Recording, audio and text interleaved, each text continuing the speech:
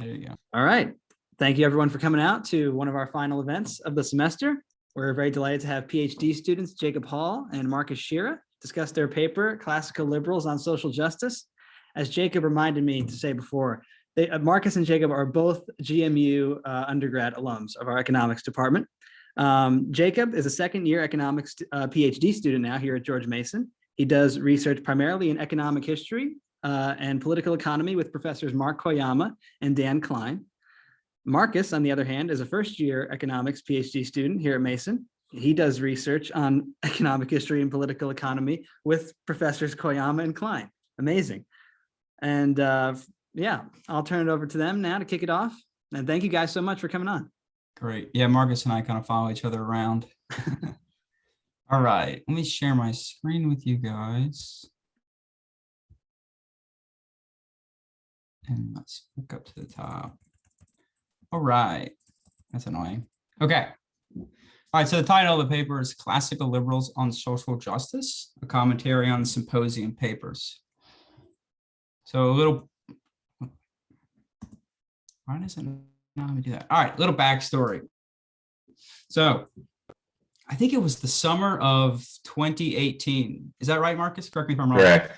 I was living in Professor Klein's condo for the summer because he goes off to Sweden, and I was sort of house sitting for him. And the Independent Review comes, once a season, and I was reading this sort of symposium on social justice and sort of corresponding with Professor Klein about it. And he put me up to sort of tackling this symposium and sort of offer and commentating on each of the papers. And then so I went to Marcus and said, hey, do you want to do something together? Do you want to do a sort of a Smithian look on this symposium?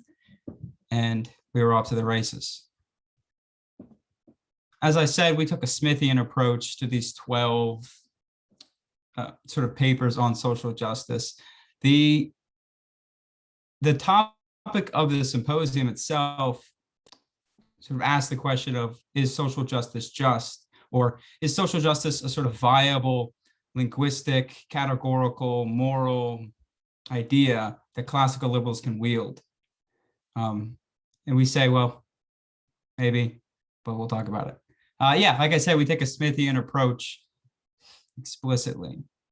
So like all good classical liberals, we believe in commutative justice. We define it following Smith as abstaining from what is another's, or as Professor Klein likes to call, not messing with other people's stuff. Has a nice sort of colloquial way to it. And these phrases, they're pretty common phrases, don't touch other people's things. This is stuff that that children learn as little kids, right?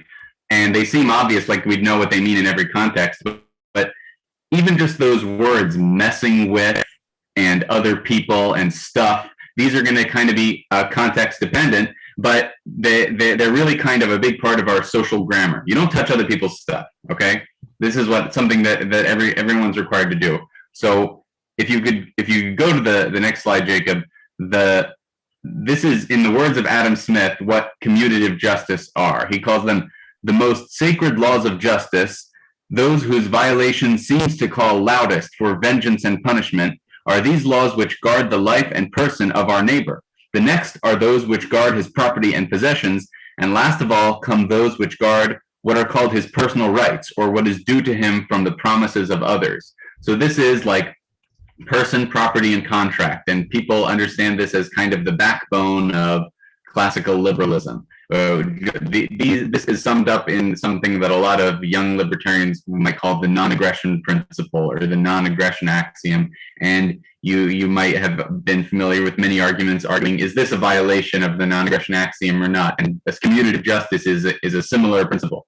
Like, what counts as violating another person's stuff or not? And this is a moral principle which guides us in many, many, many areas of the world. So what we're going to do now is we're going to turn to some examples of the real world. So this is for all of you. So let's take number one. If I'm in Jacob's house, there's a pen on his desk. I pick it up, put it in my pocket, take it home without his permission, without asking him. Is this a CJ violation? What do you guys think?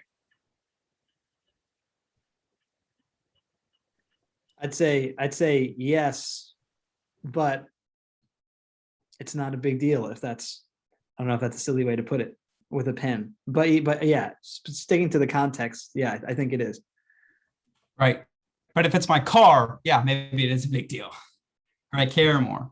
But whether it's a big deal or not does not restrict our conversation. So it still is a CGI violation. Even the most minute thing, remember, Smith called this a sacred law. Just even like tapping someone on the hand when they don't like it. Yeah, it's not going to hurt them in the long term, but it's violating something sacred, their own person, their own property. Fair enough. Number two, I go over to James's house and burn him with a hot poker. CJ violation or not? Of course. Of course, right? Yeah, I messed with his stuff. Now, there is a sort of historicity, sort of as James noted, about what constitutes messing with and what constitutes stuff, but there's a generality in the larger formation. This is maybe a controversial one, but I don't think so. The government takes a portion of your annual income. CJ violation or not? I argue no, and I do this out of more of a social contract basis.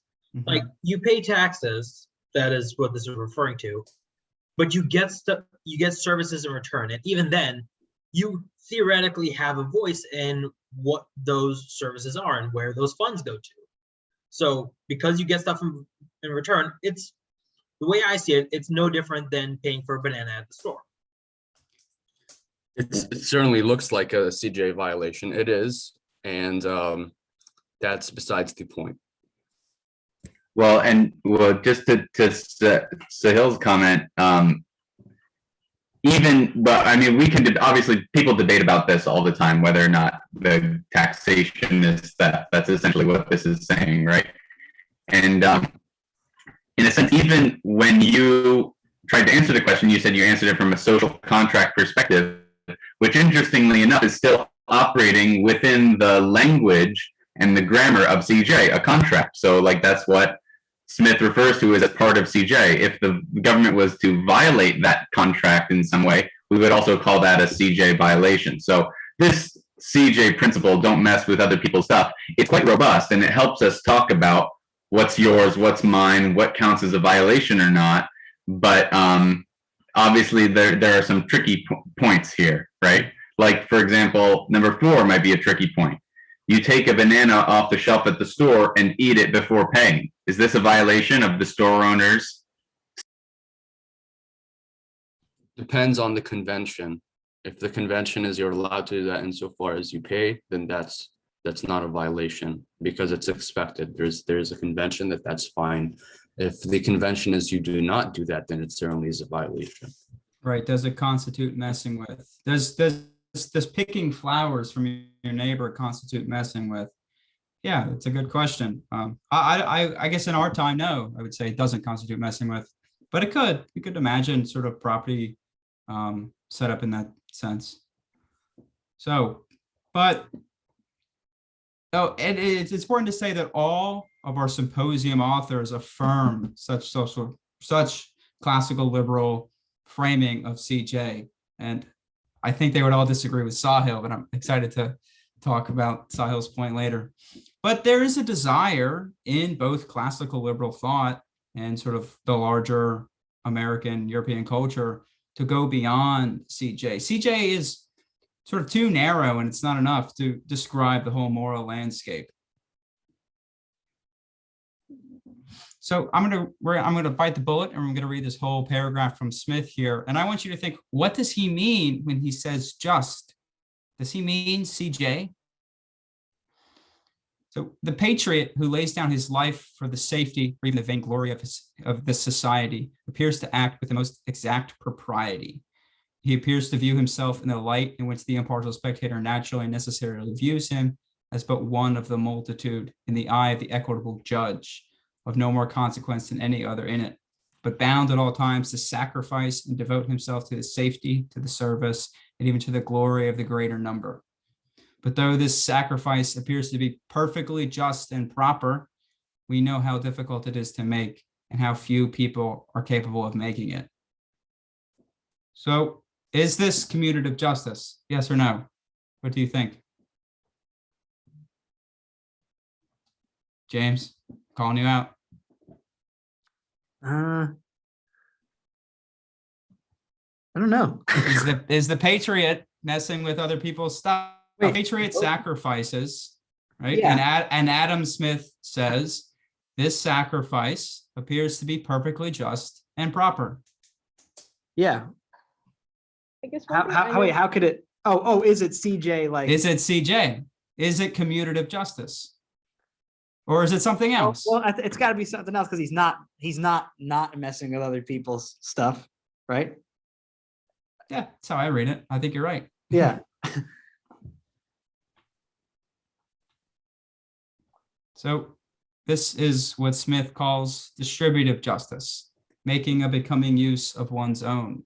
You could think of the patriot making a becoming use of his life and sacrificing for his friends or his energy or his approbation. This one's own of Smith's distributive justice, we can think of the CJ stuff. You can think of your laptop or your house or something, plus your social resources, your energy, your approbation, your admiration, although Marcus and I debate about whether admiration is DJ, amongst other things, esteem, things like that. When put like this, distributive justice comprehends all of the social virtues, right? We could say that the patriot is sacrificial, generous, what else? Yeah. And there's a sort, in contrast to the more precise and accurate nature of commutative justice, Smith's distributive justice is loose, vague, and indeterminate. It's not exactly clear what always constitutes making a becoming use of one's own. We're going to disagree. We're going to debate about what it is, but still the idea of DJ still holds up. So we're going to go over some DJ examples and just to sort of illustrate this loose, vague, and indeterminate nature of the things. So like number one is, how much should you tip? Legally, you don't have to tip anything. They give you the bill, you can put a 0 on it and leave. Is that okay? You're not violating anyone's property by doing such a thing, but is that making a just use of the money that you have in your... Right. Second, should you keep your video on in Zoom? Not calling anybody out, don't worry. It's a good question. I mean, there's definitely been times where like I'm sort of tired and I don't want to attend class, and I'll just put my video off and just hang out. But should I do that? Or maybe I should have more attention in my class, sort of respect for the professor, respect for my classmates. And I've also started to think like even people typically will, like when they get up to go to the bathroom, they'll turn the video off. Why even do that? Because if we're in the real world, if we're in a seminar and I get up to go to the bathroom in the middle of the seminar, my chair is there empty and everyone can see it. And now at this point, people don't have to ask like, oh, are you still there? And then there's like a 5-second pause or something like that. They can just see, oh, they're not at their chair right now, but they still want to be part of the meeting. So it's like the video gives people information. Like, what are you hiding from us? You know, these like video off people. Who are these people? What are they hiding? I don't know. Very I late. kind of read it differently. Like, proper respect is, being present for you guys, but also at the same time, I want to make a cup of coffee. So I turned my video off, went and made a cup of coffee. None of you were the wiser until I said it just now. Oh, yeah, And here I exactly. am with my cup of coffee. Yeah, that's sort of the point, right? It's kind of like, well, I don't know. It's like Sahil making a Depends on, becoming like, use. what you're doing, really. Yeah, it's loose, vague, and indeterminate. Is Sahil making a becoming use when he turns his video off, goes and makes a cup of coffee, and then comes back? I don't know. I don't really care that much, but maybe other people do. Some people are sticklers. Yeah, and I understand that when we're in Zoom calls, we have all these alternative options, like things we can do, like do laundry or whatever, while other people are talking that we might not want to distract them with. But you have a sense that there are people who are just video off people for no good reason, that they just don't want people to watch them or something. I mean, come on. Like, we want to be with you, So I don't know. Maybe that's my opinion. I think that there's arbitrage opportunities in turning your video on. Or there's negative externalities. Maybe we could put it that way. in keeping your video off. There's positive externalities in having it on. Yeah, sure. I don't know. What about the third Sure. one? Okay, it's sort of the same thing. It's, should you interrupt your professor during a lecture? Should you just use your voice and just interrupt? Like, no, I don't think so. It's rude. It's not very becoming. Sahil, do you have a good argumentation? I was gonna say, could you guys elaborate on the word becoming? I think I kind of know what it means, but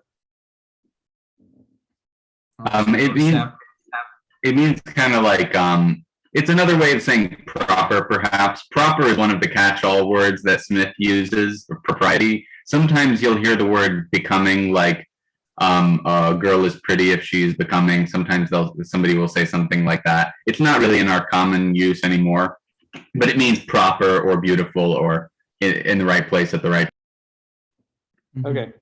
And would you say, is this governed by social convention or by some objective moral perspective?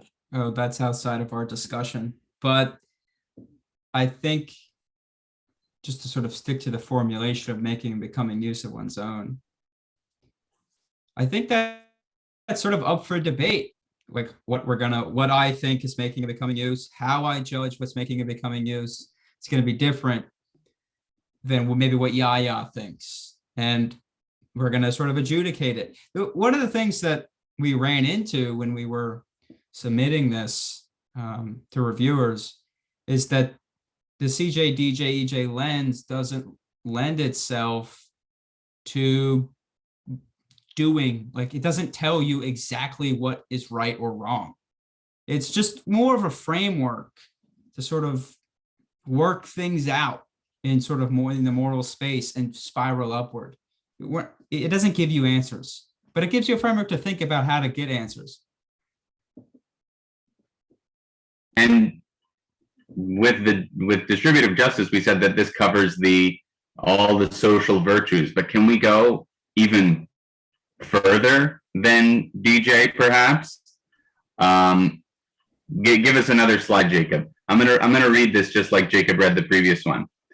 When the original passions of the person principally concerned are in perfect concord with the sympathetic emotions of the spectator, they necessarily appear to this last just and proper and suitable to their objects. And on the contrary, when upon bringing the case home to himself, he finds that they do not coincide with what he feels, they necessarily appear to him unjust and improper and unsuitable to the causes which excite him.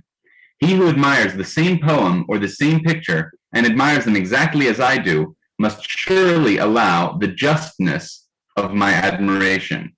So what does justness mean here? Previously, it meant making a becoming use of your own, like the money in my wallet or the video on, video off button on Zoom. What are you making a becoming use of here? Anybody? Or is there a violation of CJ here? Is there a messing with other people's stuff? No, it's about one's own evaluation of how he's using his own things, like his thoughts. Yeah, like this isn't really him. One of the ways that we parse this out is with distributive justice, you're kind of working with things inside your budget constraint. Like I have $100. What should I spend? How should I proportion my $100? But here, this is more like this guy's opinions and passions about some painting. I can say this is the best painting I've ever seen. It has infinite painting. So could you go to the next slide, Jacob? This one? This is yeah. Go back one. Sorry.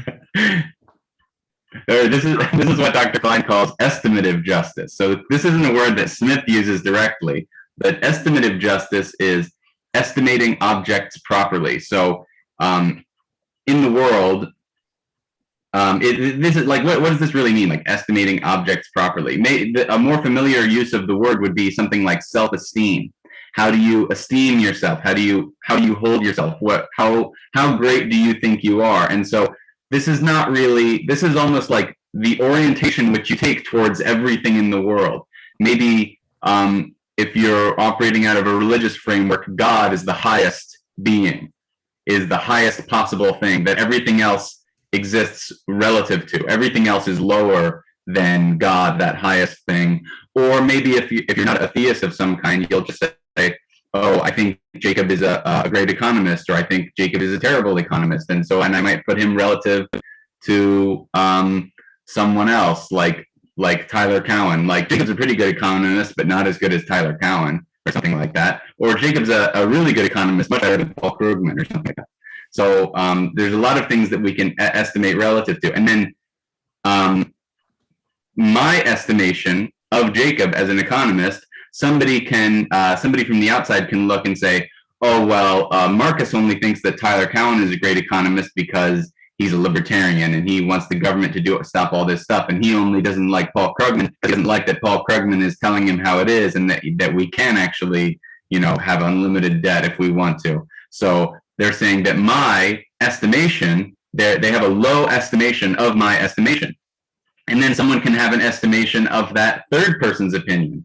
And so there doesn't really need to be a bottom here. Sometimes we'll talk about it as like spiraling upwards. Like, you have an opinion about this and you have an opinion about that, and they kind of spiral upwards and they go into almost like an infinite thing that is still part of your life. Even though there's no foundation to it, you kind of have to have these reference points that you find yourself in and you estimate yourself relative to. But the distribution and the commutative justice, these are very much landed in one place where you actually have to act. But the estimative justice is almost the way which you orientate yourself towards the entire world.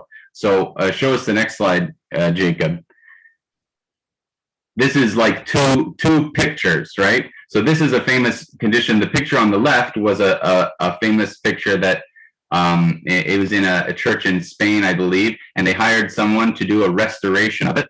And the restoration ended up on the right. So what do you guys think? What is your estimation of the restoration? Did it do justice to? Not even kind of close. I think it's a violation of the Geneva Convention. It's a violation of all levels of justice. So I think we can sort of break it up, and you can sort of show the flexibility of EJ. We could just think about the portrait on the left. I think it's a nice picture, right? James, now, so I have an estimation of this object, this portrait of Jesus, and James can estimate my estimation of the object. And he can say, it's not that great, Jacob. Your estimation is sort of unjust. You're giving that painting too much. Or maybe you could say, no, I really like that painting. Like, you should estimate it higher, right?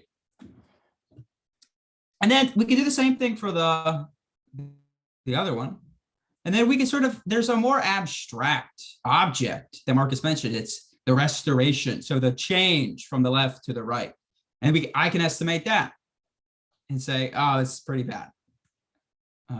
But Marcus had a good example of where one person might think it is a good estimation. Marcus, you want to share that?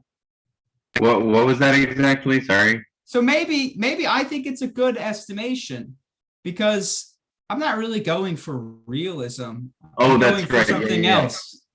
And I think it's a good estimation.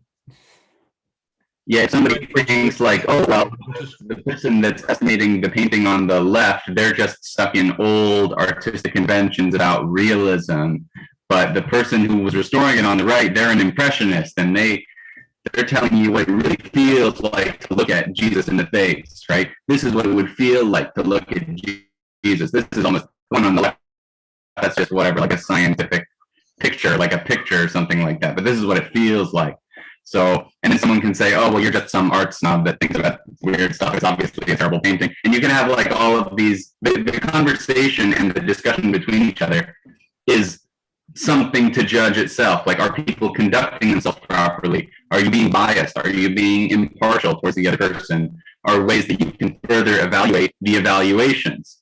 So, and it feels like this might go on infinitely forever. And in a way, you could push it back that far, but eventually you have to like take miniature leaps of faith into action to actually try to wield the estimations in the real world, and these help give you more information, more feedback, and such.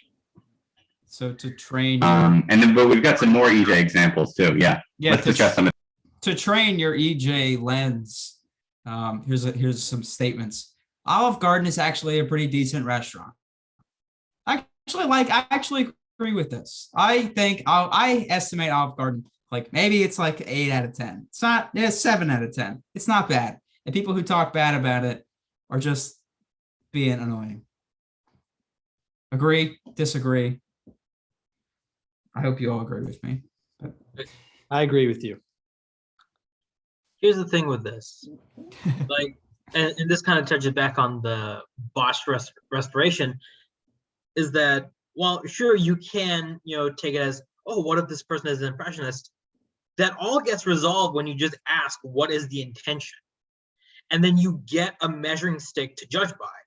The intention was to restore the art piece, not paint over it, Right. and basically create a copy of that. So by that metric, it's a goddamn nightmare. Sure. Meanwhile, for Olive Garden, if you're just judging it on its ability to give you value for your dollar, then yeah, it's a pretty good restaurant.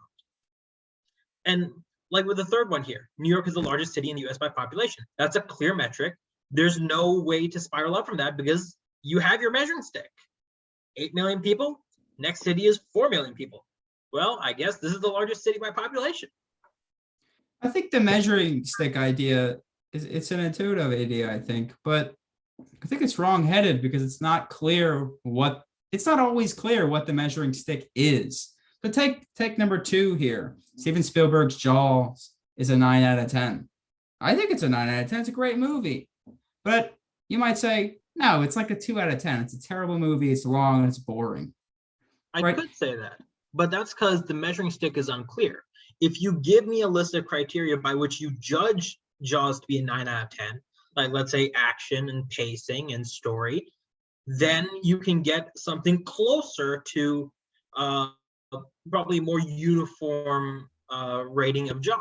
Sure, but I don't think you can escape the loose, vague, and indeterminate nature of such questions. You might be able to get closer, but the LVI nature comes from the fact that you are going to be estimating that measuring stick as well. When you're saying, okay, let's say given we have a measuring stick. Given we have a measuring stick is another way of saying we are all agreed on the justness of this measuring stick. So Al-Shami has used the word focal a lot for when we talk about an is-ought distinction. Really, all of our statements are, so if I say New York is the largest city in the United States by population, that's an is statement. That's a statement of fact and not a statement of value. Or I could phrase it like this. You ought to believe New York is the largest city in the United States by population. If you even suggest that Los Angeles is the largest city in the United States by population, you have done New York a grave injustice.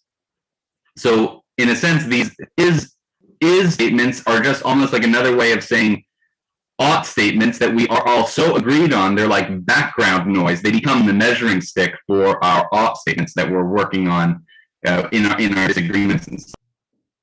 Right, and something to consider is on the issue of New York, the only reason you could say that is because there is a shared measurement that we kind of agree on. Like, okay, let's just look at the metrics about population. But what if someone was to say that actually I don't share that, so it's not focal to me, right? What if I think that you should consider the cat population? And that's a very important part of what makes up the population, right? And maybe something a little bit more serious is, say, I don't know, unborn children or whatever. Like, let's say someone wants to count these, right? If you count them, maybe there would be two states which are closer to each other, and they would disagree on that. But it just so happens that our measurement of population is focal, whereas our measurement of what a good movie versus a bad movie in metrics wise is just not focal, so we don't share that. And focality has a degree of that objectivity to it, like you asked, James, because something that's focal, we all kind of arrive at it alone. I don't have to tell you this is what our focal point is, and then you know what it is. It's actually something that we all it's like the center of the circle. If I said pick one spot in the circle and we all want to pick the same spot, we would all pick the center, the exact center of the circle, right? So there is a sense of it being part of your relationship with the world, not just like people throwing their opinions around. Social convention and objective fact are not too dissimilar as they. Yeah. Okay, what would we say about the, like, are you doing this thing justice? Let's say everyone is at the same focal point, right? Then can we make a judgment then and say, oh, then you are doing this justice? Do you get what I'm asking? Yeah, and that's basically what we do all day. That's like every single time we talk, we're referring to, like, we're all speaking English. If you started using English words like in a backwards order, or like with their German meanings or something like that, I'd go, whoa, whoa, whoa, whoa, whoa. Like, you're doing the English language injustice here. But all of these things that we're already using to engage with each other are so in the background that we don't even acknowledge them as this moral project that we're engaging in together. By the way, we are engaging in a moral project together, whether you realize it or not. So to continue our moral project development, I'm going to skip these 2 slides, Marcus, because I want to talk. Let's not skip this.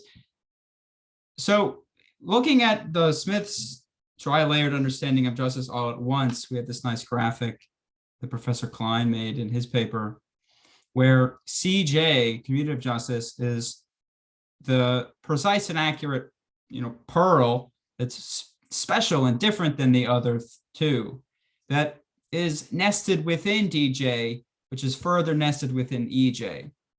So we can think of scenarios, as we have been, of, okay, there are CJ issues, and that's nested within DJ, but then there are DJ issues that are not CJ. You might think of, okay, people are tweeting, like some person tweets something sort of incendiary, and sometimes you hear libertarians go, well, with freedom of speech, you're like, yeah, okay, but like you totally missed the point. Yeah, he didn't violate commutative justice. He didn't mess with anybody's stuff. But like, should he really be doing that? Like on Twitter, should he really be talking like that? No. So it's a DJ issue. Again, it's expansive. EJ, that is expansive. Sometimes everything is EJ. But this is sort of our formulation and how we talk justice following Smith. And we're going to get into the section about how other classical liberals in the symposium that we reviewed talk justice and how they went beyond CJ in their own way. Okay, so I'll read out this. This is from James Otteson, who's one of the guys that wrote an essay for the Independent Review on the topic of classical liberal social justice. He says, social justice is first, the removal of formal restrictions placed on any individuals or groups that limit their ability to achieve a flourishing life as they themselves understand it. A second step would be endorsement of political and economic policy that rewards people for engaging in cooperative behavior and partnerships that provide benefit and value to others as well as to themselves, and that hence punishes or disincentivizes behavior that benefits one person or group at the expense of others. So this is what he puts forward as a way to look at social justice, or a way for classical liberals to look at social justice. What do you guys think about that? Is that a proper use of the term social justice, which is the more popular term for some of the topics we're talking about today? Usually it's associated with the left, but not exclusively. So when we were writing our paper and reading and thinking about this stuff, I often thought of, well, do I like this sense of social justice? Does it work? Does the definition work for me? And then the second question, which we'll get to later, is, can we fold this sense of justice into CJ, DJ, or EJ in some way? So what do you guys think? So the first question, what do you guys think of James Ottison's definition of social justice? Ottison is a nice guy, by the way, so we don't knock him. Right. I mean, the first part is essentially largely a CJ. It is a CJ issue, first of all, because it's formal restrictions placed on individuals, groups that limit their ability to achieve a flourishing life. That's a CJ issue. The second one is rather vague, so I'm not sure. It seems like it. Yeah, I'm unsure what to characterize it as. No, that's sort of what I think of as well. I think of Addison's definition as a polity or a culture or a society that upholds commutative justice, but then also has these laws or even norms that are estimatively just, that result in these good things. So it's more about a state of the world than anything. I like the second, definitely the second step, I think, for sure. The first step, this last thing, as they themselves understand it. So my first thought is, well, that certainly opens the door, not necessarily that it will happen, but definitely opens the door to like self-destructive behavior, right? And I'm thinking, well, would that be just? I don't know. I guess, I mean, it wouldn't, I guess I wouldn't necessarily involve them imposing negative, externalities, if you want to use that word, on others, but it just seems like there's something wrong with that, as they themselves understand it portion to me. So to the next one, we're only going to do 3 or 4, but we sort of did this exercise for all 12 of them. So it's how to write papers.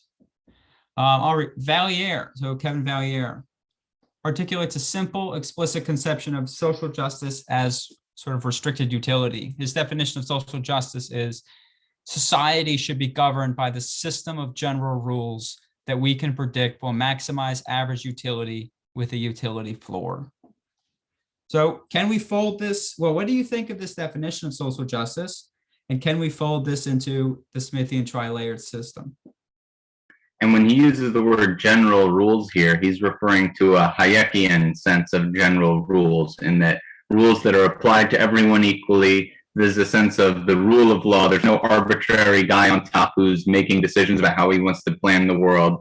These have to be kind of general rules so that we can have a spontaneous order result. So there's no central planner that imagines that it can put all the dots in society together. But we do have a sense that somebody has to be executing some kind of rule, even in what you might call an anarchic system. There are some kinds of rules judging what people do, and we have to treat those rules. Is this rule a Pareto improvement? Does it increase people's utility without damaging a particular group significantly?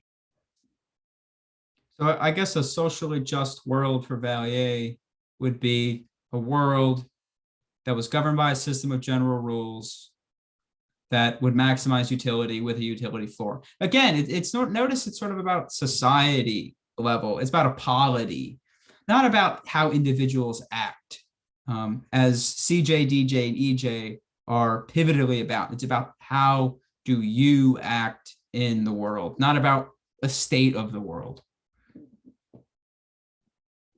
I think Jacob Levy's social injustice is the amplification of initial injustices through a complex working of an emergent order as its own kind of injustice. To sort of set this one up, if you know the work of Schelling, Micromotives and Macro Behavior, about the segregated neighborhood, you think of segregation as sort of a spontaneous order, a negative spontaneous order. People, you sort of know, okay, there are these new families moving in to the neighborhood that don't look like me. And either I don't like that, and so I want to leave, or more benignly, I know that other people don't like that and they'll leave, and that will drive the price of my house down. And so I should leave before that happens.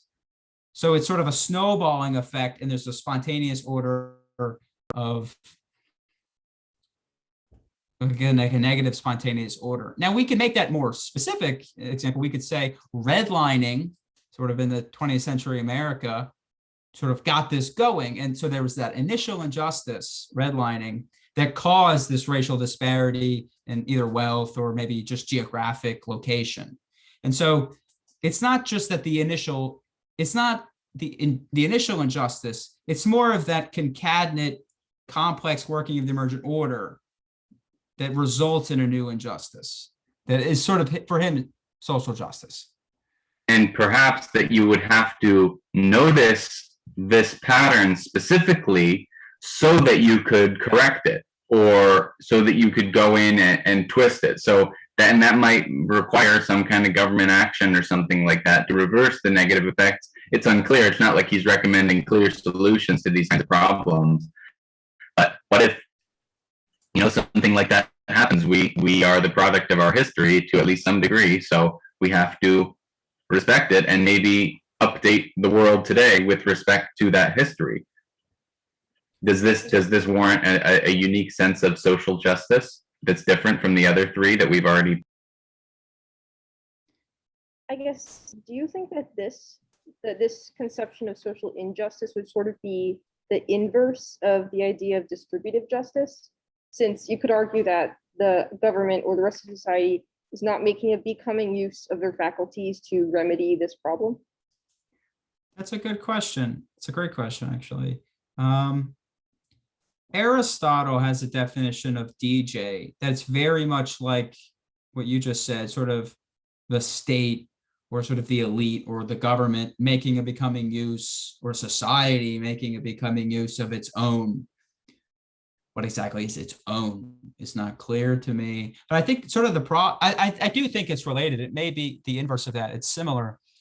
I think the problem with the Aristotelian DJ and sort of is the same as the other definitions of SJ. It's who is the actor and what is his action?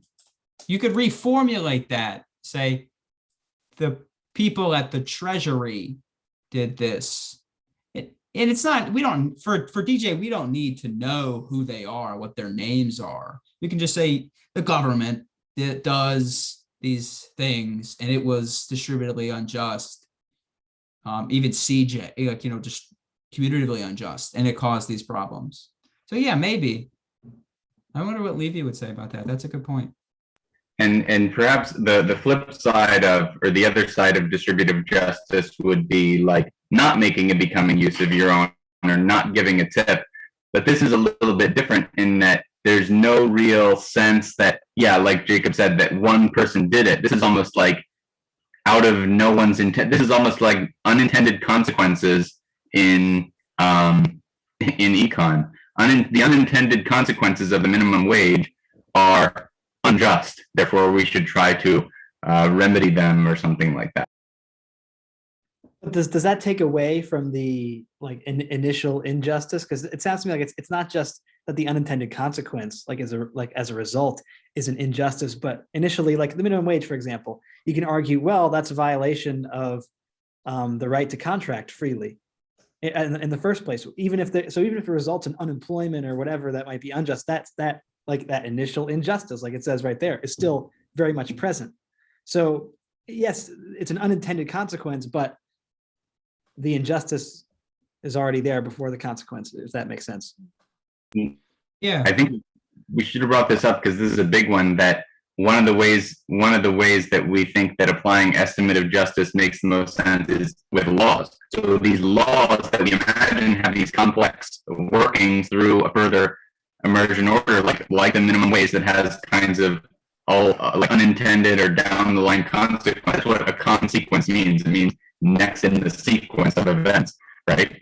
That is an estimative justice issue to say that's a good law, that's an efficient law, that's a law that I should pass. From the senator's position, this is a law that I should give my vote to, right?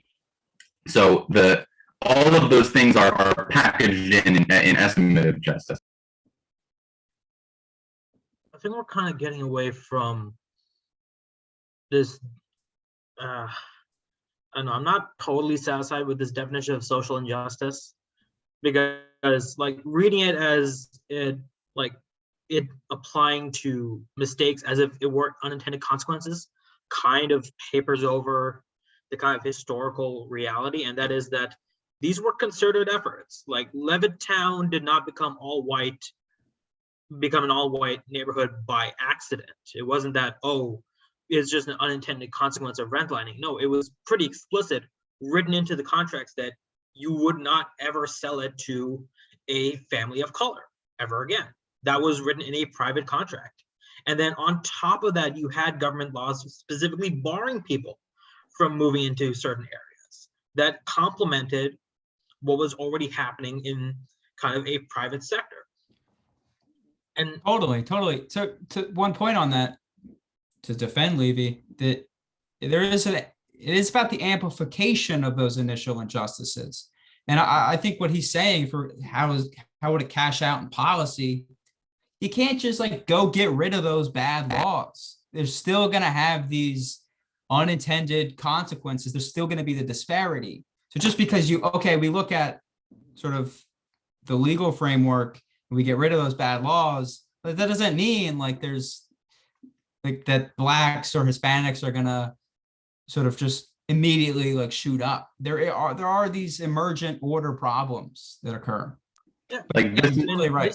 this is kind of why I haven't really liked any of the definitions of social justice that you guys have brought up so far, and that social justice, at least in America, I don't want to speak for anywhere else that has also kind of grappling with it, but in America's context, it's been about kind of compensation and restoration more than anything, because at least from the 1960s point of view, social justice was just, getting rid of the bad laws by implementing the Voting Rights Act and the Civil Rights Act.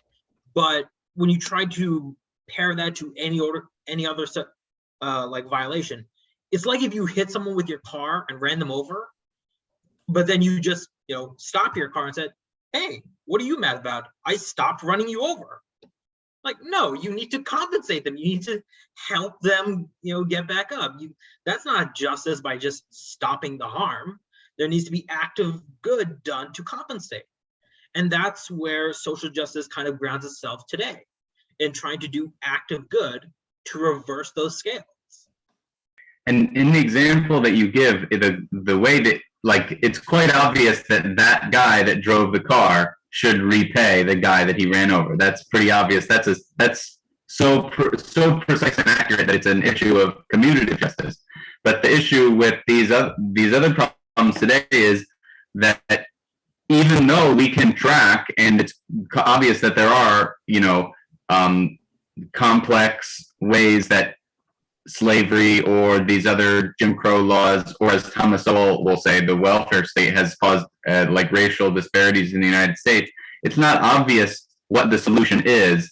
And so it's unclear whether or not, like you can definitely say that certain classes, white people have benefited and black people have been put back. And the counterfactual is that there would have been more equality. So, but it's not obvious that you can refer to a counterfactual to justify, or to show that justifying in terms of estimative justice, a reparations policy is proper. Doesn't mean that nothing should be done, but it does not make obvious that a particular policy should be done. And so I don't think I disagree with you in the sense that something should be done, but I think that what me and Jacob are saying is that you should locate what should be done at the level of people improving their own distributions and estimations, rather than trying to find an alternate way to justify a particular type of policy in a new frame called social.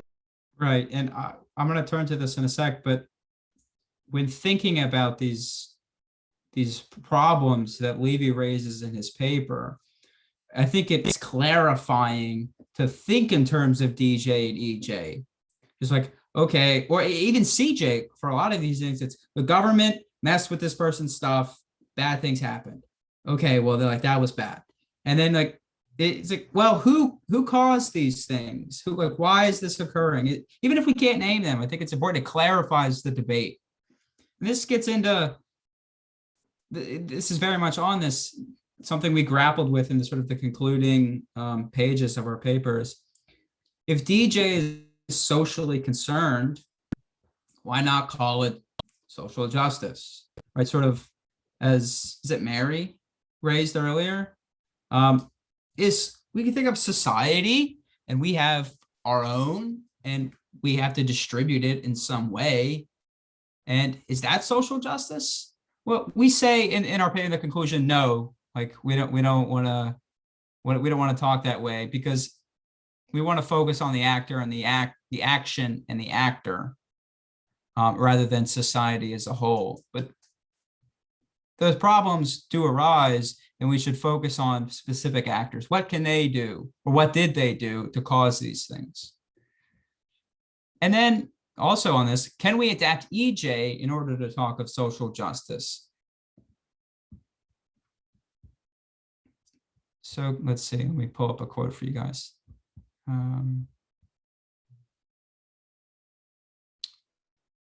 So we can think of SJ as EJ idea would be, okay, let's just take estimative justice and let's subset it. And let's just talk about laws or culture, mores, norms, rules. And when they affect society or they're bad, we have bad rules, bad norms, we're going to call that social injustice. And we come down against that just because that it's not really its own different sense of justice. It's more of a subsetting of estimative justice. So like in the defining of, well, what's the subset is not clear exactly. And then it's sort of rife to be just exploded because the personal is political and the political is personal. And everything would just become social justice. Just, I guess, sort of like everything is EJ, but that's not helpful because they have that political tinge to it, I think. So I know Yaya has thoughts. I'm interested in, not to call you out. I know you have thoughts on this. What do you think of 1 and 2?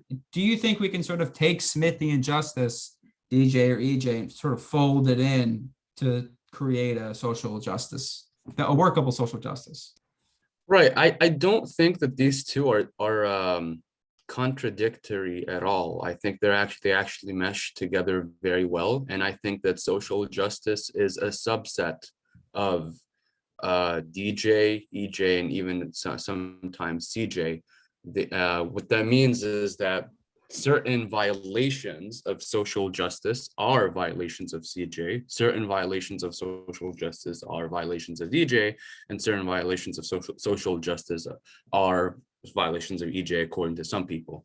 So for example, when we have, like, this is something I've mentioned before, that there's quite a lot of evidence that the consumption of marijuana is quite similar among whites and blacks. However, blacks are incarcerated for that a lot more. That is a violation of CJ, for example, but it could also be a violation of DJ, as we mentioned, redlining or voluntary ostracism. This does not have to be unique to the American context. There are many, manifestations of these things, say in the Middle East. I'm quite familiar with that context. Minorities, whether they're Christian or Sunni or Shia in certain countries, will face soft ostracism, which may reduce their opportunities in the long run. And it is an issue of social justice, simply because the reason why they are experiencing injustice is due to their social identity. This is what's unique about social justice. It's not a general EJ issue. It's the violation of EJ, DJ, and CJ as a product of social identity. And the emphasis on social justice is to emphasize that reason. The reason is social identity. That if I were discriminated against due to the color of my skin, whether I'm white, black, whatever it is, that is a social justice issue, as opposed to discriminated against due to my eyeglasses. That's not a social justice issue, or because I'm not bald. It could be. And my employer is Larry David, right? So if you were going to contribute to the classical liberals, the independent review symposium, how would you sum up your idea of classical liberal social justice? I would say it's quite similar to yours, and I'd say that it's useful to discuss.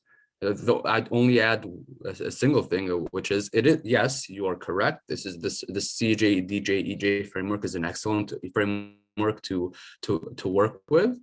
I would just say that, and we should also speak of social justice, and there are different kinds of social justice violations. Some of them are CJ violations, others are DJ violations, and others are EJ violations. And it's something, if we are in a society that engages in violations of justice as due to people's social identity, regardless of what it is, then we should attempt to remedy that it is my responsibility as a human being to regard others as dignified equals, regardless of who they are.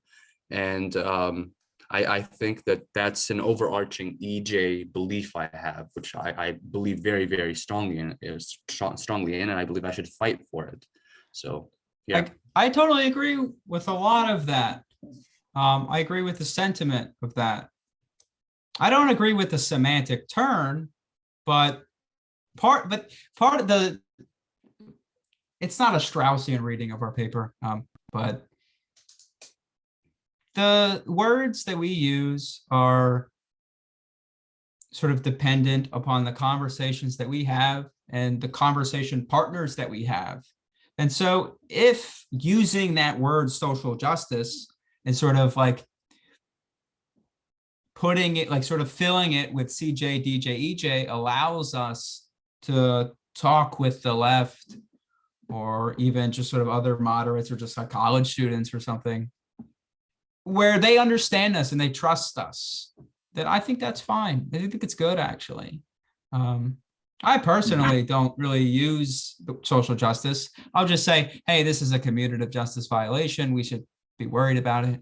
Hey, this is a DJ violation. It's kind of ridiculous the government is doing this, blah, blah, blah, blah, blah. But yeah, I agree. I agree with everything but the semantic. Yeah, and we're in different conversations, so it's important. To jump on and say, like, well, classical liberals also care about social justice too hastily is probably not, I wouldn't say that's a good move necessarily, because it does signal that you care about these issues as well. But I don't think that the reason that we don't recommend adding social justice is because it doesn't seem to add anything unique that's warranted, other than the fact that other people use it to refer to certain parts of the world, which are parts of the world that are worth looking at, but it doesn't warrant its own framework. So you can do the disparities logic of the marijuana example that you brought up, and that's a way of provoking investigation into what's going on in the world, who might be acting unjustly in this way or that, whether it's the cops or the prosecutors or the whole law or the whole framework is improper somehow. As those are good issues to look into. But adding social justice as a category there's like the word racism is already a word that we use for that kind of process that you described. So adding it as a distinct part of justice, or things have to meet this standard to be just in some way, is probably is unwarranted or unnecessary. I guess that's what we're. No, that makes sense to me. And what I would say is that what you're saying is that people who advocate for social justice publicly are doing so in a way that you disagree with, but doesn't necessarily mean you disagree with the concept in and of itself. So, for example, the reason I say this is because I think that all of us would feel more offended if people misjudged us specifically because of our social identity. So if somebody, for example, denied you an employment opportunity specifically because you have Armenian blood, Marcus, or you have white blood, Jacob, or you have Indian blood, Sahil, that is far more offensive than if someone did so simply because I wore a turtleneck, which I am wearing a turtleneck. Yeah, and so they think it's awkward. So you're saying SJ is sort of a subsetting, maybe not even a subsetting. It's not clear, like, what's the set? The type. It's a type. It's a of specific type. Sometimes it's CJ, sometimes it's DJ, sometimes it's EJ. Essentially, Like sort of open discrimination, Yes. or maybe like open, like, slavery or something is CJ. Discrimination is DJ or EJ. Sure. Could be both, obviously. Yeah. So it's sort of a subsetting. Right. I And think there is a value to social justice. The and word or the it- concept? a little bit of both the word and the concept, because the word is tied to the concept, which is tied to a sort of a kind of less vague idea of what is good, what is just. Whereas the three senses, they can be applied depending on what you classify as being the social group that you're talking about. And I think the trial is going on right now, and the verdict was just delivered, and that is guilty on all counts. I think that shows a kind of clear division between certain groups within a society. So the social justice aspect is that because of the internet, we now have a kind of broad-reaching, almost national idea of what is just, that puts a premium on human life, and that if an officer, for whatever reason, takes a human life, that is a violation regardless. Meanwhile, one of the benefits of like having this trial is that through seeing the defense, you see that the culture inside the police department that is by no means unique to Minnesota, and by no means unique to Minneapolis, is that they don't put that same premium. They shift the focus to a premium on a police officer's life, even when it's not directly in danger, and kind of have this sort of social split between cops and everyone else. Because one of the things that kept on recurring in the trial is that, and even when, if you look online for the different arguments that people presented, that people have tried to justify Derek Chauvin's actions by talking about George Floyd's criminal record as if that somehow justifies it in any sort of way. And the reason why it pisses people off is because to like the social justice kind of conception of what is valuable, like morally speaking, it doesn't meet that requirement. I still don't understand like how social justice, you say it, but what does it mean? Justice is like, the way I think of it is that social justice is like the three senses, but with a preset moral compass installed. I don't think that's how people. And that's So broad sorry, strokes Sahil. is like kind of universal to people across the country. I want to make a point that I think that I'll try to steel man what Jacob would say, because he would say that, well, then it's just a CJ issue. Why are you using this word? Because essentially we've established, we all agree in the value of ending in identity-based injustices. We all agree on that.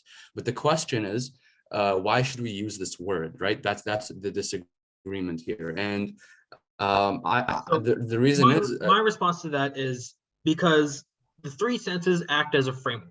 They change depending on who you're talking about and how this group values it. Okay, it clearly, this framework can apply to, white nationalists, but their idea of what is just is going to be wildly different than what we here in the Zoom call think of as just. So depending on what you set as the society or as the group, then it changes wildly. Whereas for social justice, it comes with a sort of a more or less set idea of what is moral, what is just, based on that doesn't change as much because of so many inputs, and that it becomes like this like big tent effect. Like how you have the median voter or idea with public choice. It's like that effect in action, where what becomes set into what social justice is what the most amount of people can agree on. And that is, valuing human life and really, really being skeptical of the excuse that use of force was justified. I think I have a very different conception of social justice than you do. But oftentimes the word social justice just becomes synonymous with like policies I like. Yeah, that's right. And I think that's what we want to avoid, is it just being stuff I like, or like stuff I wish the world had, or, like I wish the world looked like this. That would be social justice. It's like, that's not a good definition of social justice. Like, what is being unjust? It's not who is being unjust. It's not clear. How does injustice occur? How do we like get rid of it? I think the CJ, DJ, EJ lens clarifies these discussions. We can say yeah, that guy, Jim killed Tom. Yeah, that. In a sense, this is a thought that I've just had, that if we take the famous statement of Martin Luther King Jr., that he wants to live in a world where people judge each other by the content of their character rather than the content of their skin or the color of their skin, he's essentially, not that he was saying these words, of course, but he's talking about something similar to our understanding of estimative justice, how you judge somebody's the metric by which you judge. He's judging the metric by which people judge other people. So what we're saying is that you don't need, on top of Martin Luther King's statement, you don't need to add a unique operator to fulfill the same issues in the world, or you don't need to add a unique way of looking at these issues, something like looking at aggregate group statistics, even though those are not worth looking at, and you should look for those to try to find problems that people have maybe done in the past or something like that and investigate how to solve them. But estimating those objects as the objects that are just or unjust is improper, and it doesn't require adding an additional operator. So this is why I think that a lot of people get confused, because this is related to what Hayek talks about in law, legislation, and liberty, is that you shouldn't look at aggregate statistics to see whether justice is being done or not. You should look at the doings. What are people doing? Is that just or not? And so you can say, okay, well, what everyone has good intentions, then people are doing just things, but it has these bad overall effects. That's essentially what Jacob Levy's point is. And the way that in the paper, maybe this is spoilers, maybe we should make you read it instead of giving you the answer now. But the way that we answer Jacob Levy is say that you can't give an example of the complex workings of an injustice still existing without referring to a specific person doing estimative or distributive or commutative justice to this day. So the example of somebody that of neighborhoods, like flight from neighborhoods or something like that. This means that somebody somewhere, either the people who truly don't want to live with people of the race, or people who believe that their property values will go down because enough people don't want to live with people of that other race.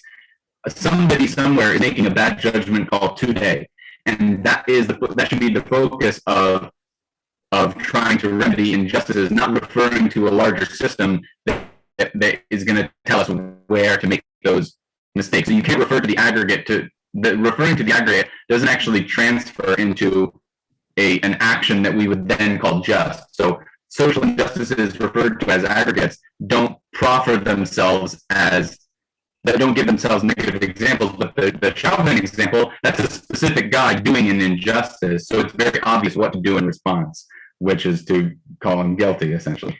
Right. I think that's a very valuable distinction. If I may, I would like to just make a quick point, because we all agree on the concept of general rules. Now, the question is the open society going to maintain general rules in and of itself, or does it require us to struggle in order to make sure and put effort over time to make sure that these rules are actually general? And that's the question that we should be thinking about. I think that the way I perceive social justice is the constant attempt to make sure rules are actually general. It's a revision of the project that is the open society. So, today, for example, we may have struggles with racial issues, but also religious freedom. That the concept of religious freedom is it's a concept we'll always have to struggle to maintain. Well, whether you're religious or not religious, atheist, Christian, Muslim, etc. So the concept, again, it's a struggle to make sure that our institutions don't create privileges, which is exactly what Hayek is against. General rules entail the abolition, of privileges, and to think of social justices to make sure that our institutions are actually general. That's the first question. That's the first thing we want. And if they are general formally, but formally they still have emergent orders which are undesirable and discriminate against certain people, then perhaps it's desirable or good for us to try to remedy that issue, even if it's not through formal processes. I don't have to go to government to fix that, but maybe we want to have voluntary institutions that remedy these issues and these patterns.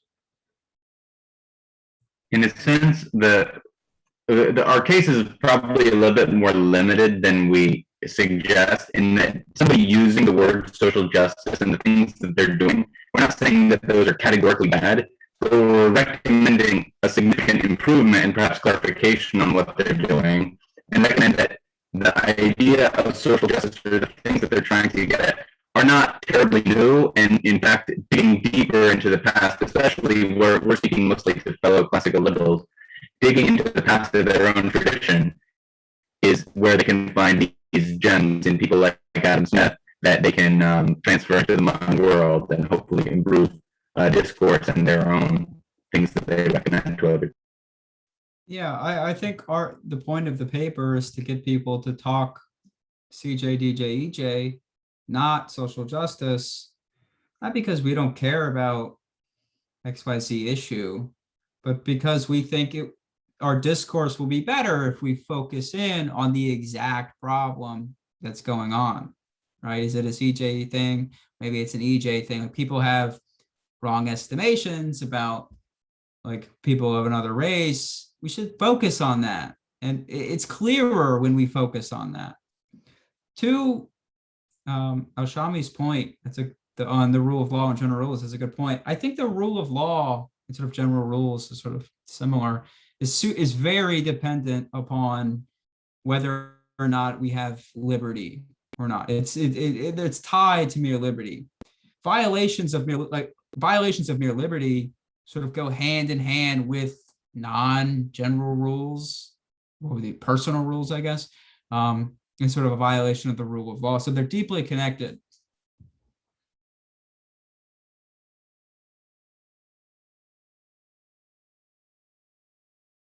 And if anybody's wondering where they can, I was gonna say, if anybody's wondering where they can hear about more cool stuff like this, Dr. Klein teaches a class, Smithian Political Economy 1, which is called Smithian Political Economy 2 with Dr. Boudreau, where we go through all of the theory of moral sentiments with Adam Smith, and Dr. Klein will give you his take on it, and you can give him your take, and a lot of good discussions to be had.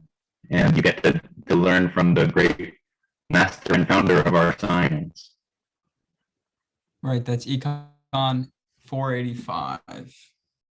Yeah, it's a good class. Both, by the way, both Marcus and I were in that class as undergrads. So if you're thinking about graduate school, or you really want to like take a challenge on, take that class. It's a good one. All righty. Does that about wrap it up? Good for me. I like it. All right. All right. Sounds good. Thanks for having us on. Yeah, thank you so much for coming on. All right. Thanks for the invite. Yeah, this has been great. Please like and subscribe. Take care.